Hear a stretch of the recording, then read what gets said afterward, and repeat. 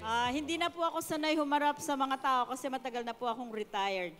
Kanya lamang gumising kami sa aming retirement kasi nandito na po si Rudy Duterte.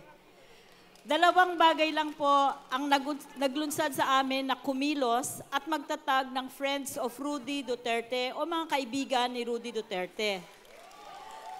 Una, naniniwala kami na kailangan na ng pagbabago at kailangan na ng taong magbabago nito.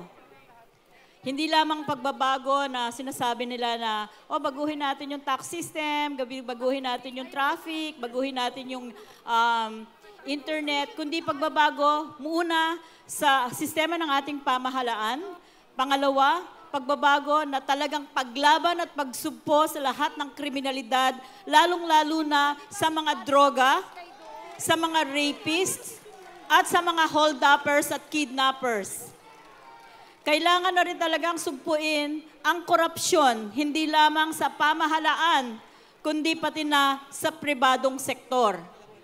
Kailangan din natin na magkaroon ng mga trabaho para sa ating mga anak at mga apo na may security of tenure. Hindi yung papasok, pagkatapos ng 3 buwan, naghahanap na naman ng trabaho.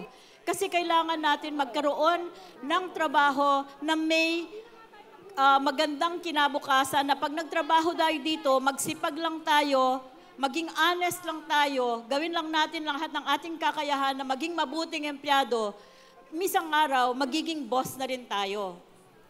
Pagkatapos, kailangan din natin, ako yung mga apo ko nang iniisip ko, kailangan natin ng isang environment o kalikasan na ang hangin ay malinis pa, na may tubig na malinis na maiinom at ang ating pagkain ay nanggagaling sa lupang malinis. At ito po ang aming paniniwala kasama po ng aming mga grupo. Wala po kaming political alignment. Kami po ay nagtatag ng organisasyon sapagkat naniniwala kami na isang tao lamang sa lahat ng tumatakbo ngayon na gustong maging presidente natin ang pwedeng mag-implement at magpatupad ng lahat ng mga programang ito. At ito po ay si Rudy Duterte. Maraming salamat po sa inyo lahat.